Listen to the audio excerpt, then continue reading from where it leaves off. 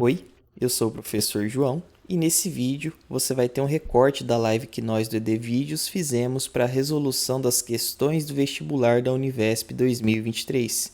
Nele, o professor João Sênior vai comentar as questões de biologia.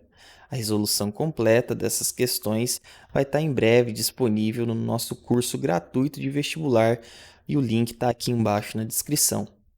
E se você quiser assistir a live de resolução completa, também disponibilizamos o link aqui na descrição do vídeo.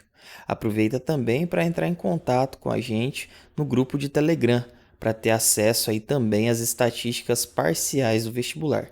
Fique agora com o vídeo. Então, essa primeira questão, ela realmente me causou transtornos, né? Porque dá para você ter uma confusão entre o habitat e nicho ecológico, né? Que é uma questão conceitual, né? De biologia. E aí, para quem está distante, né, dos livros, principalmente dessa área especificamente há algum tempo, né, então, de repente, pode ser que, por exemplo, na época que eu estudei, não se fazia muita distinção entre esses conceitos, né, ou pelo menos não foi uma coisa enfatizada, né? E aí, então, a definição de habitat, que é um local físico, né, e dentro do local físico você poderia ter uma observação do comportamento social, certo, e tal, mas aí o habitat ele tem mais a ver com o local físico e geográfico onde a espécie vive, pura e simplesmente, né? E aí, então, por que desambíguo aí para ser... Porque as outras, a produtividade primária, a comunidade e tal, elas não têm todas essas interfaces, certo? Com um conceito que interliga todos eles, né? Então, aí, esse conceito que está ali na interligação dessas quatro, vamos dizer assim, variáveis, né? Ou que você pode verificar numa espécie, certo? Ou no comportamento de uma determinada espécie, certo? Ela vai se interligar com o que se chama de nicho ecológico, né? Que aí o nicho ecológico, na definição, é um conceito que abrange, né? O papel funcional da espécie em seu ambiente, engloba as interações da espécie com outros organismos, certo? Então, que é, por exemplo, que pode ter a predação, certo? A questão da disponibilidade de alimentos, certo? Ela vai estar envolvendo isso. Também vai envolver o comportamento desse animal, certo? E a sua alimentação, né? As relações e a competição pela forma de envolver os recursos e tal. Então, esse é o conceito de nicho ecológico, né? Que foi, assim, era uma coisa que, para mim, passou, e eu fui ali no habitat ali e mandei habitat para dentro, nem ver, cara.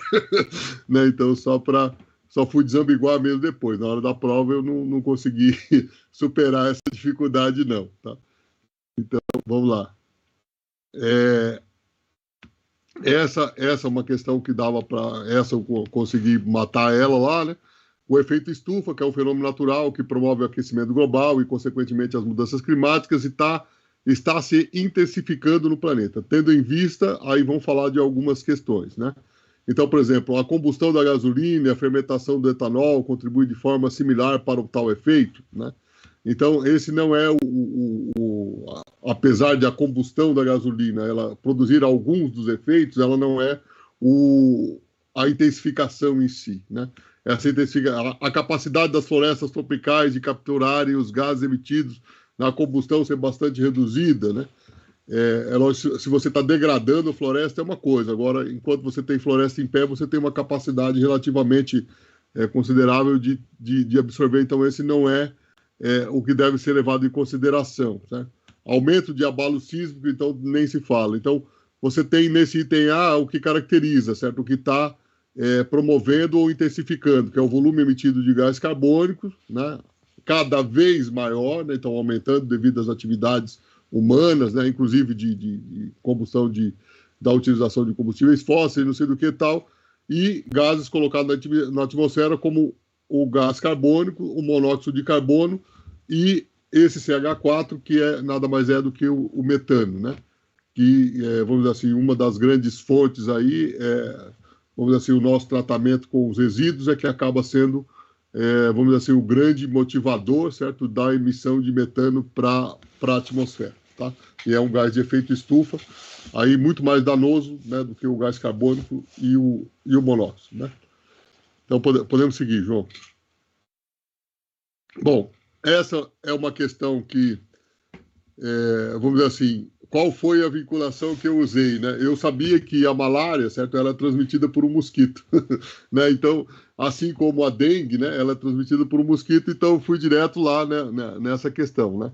Então, porque aí você vê assim, então são vetores, quem são os vetores aí, né, que estão lá? Então, existe a presença do mosquito, né, que está caracterizado, e existe o ser humano, que quando na interação do mosquito com o ser humano, você tem vamos dizer assim, a difusão, né, da doença, né? Então, matei ela por conta dessa história, né? Mas os demais já fui descartando ali e fui direto do mosquito ali, já acertei ela.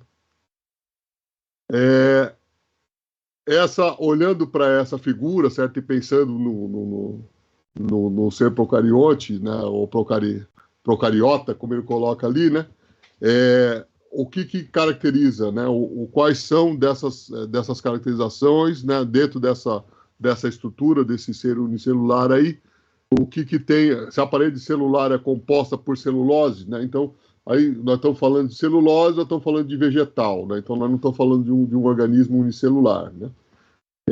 O nucleóide é envolto por uma membrana nuclear. Nesse caso, parece que o procariota ele não tem essa envoltória aí na membrana, certo?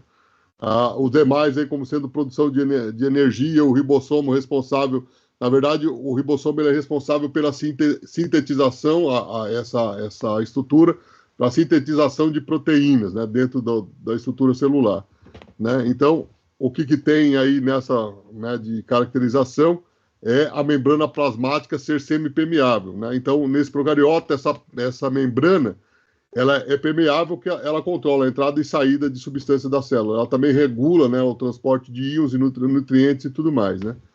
Então, essa foi uma coisa que eu mais ou menos consegui intuir a partir dessa caracterização de ser um ser unicelular, né? Como ele é unicelular, ele vai ter que, de alguma maneira, certo? Essa membrana, ela tem que deixar passar, né, algumas substâncias, né, que ele estiver em contato ou tudo mais, para que possa haver alimentação da parte interna, né?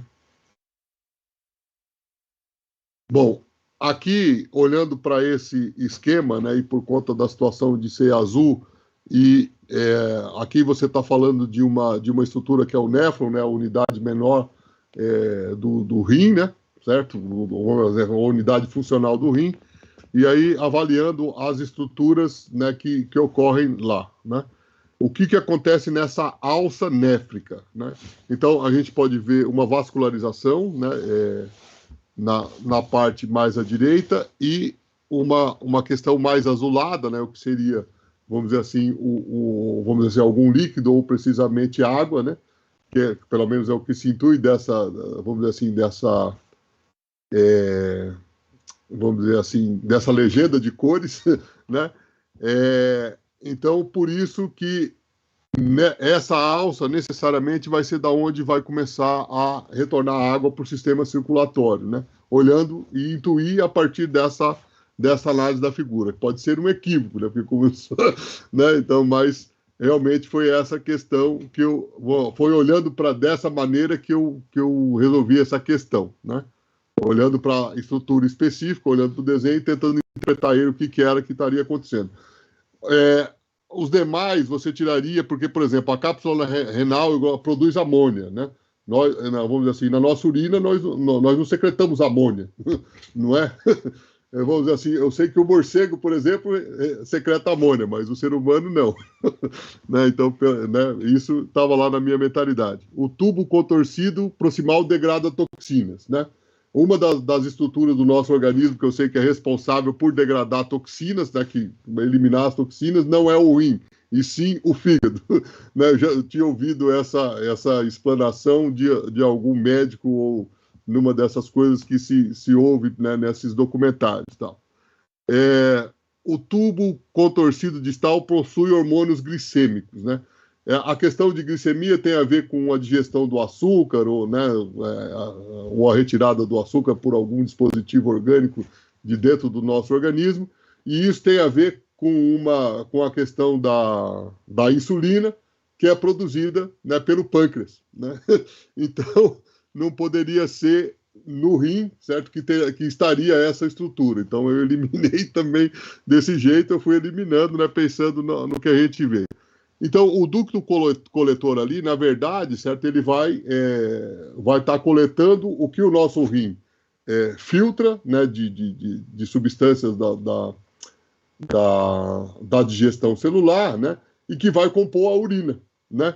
Então, ele não pode estar, vamos dizer assim, excretando, certo, ou eliminando excesso de células sanguíneas, né? Então, eu descartei pensando dessa maneira. Pode ter sido um pensamento um pouco tortuoso, né, controverso e muitas vezes até equivocado, mas né, dessa maneira eu consegui chegar à resposta dessa questão. Podemos seguir, João. Isso aí, acho que a gente já Eu não sei finalizou se aqui, essa é né? a última ou tem mais uma, não, né? Ah, não, tem mais uma. Ah, não, tem mais essa que é a questão de probabilidade genética, né? E a questão do homozigoto e heterozigoto e tal. E essa questão eu desambiguei ela da seguinte maneira, certo? Pensando que eles tiveram 4 filhos, não foi isso que foi dito ali, ó?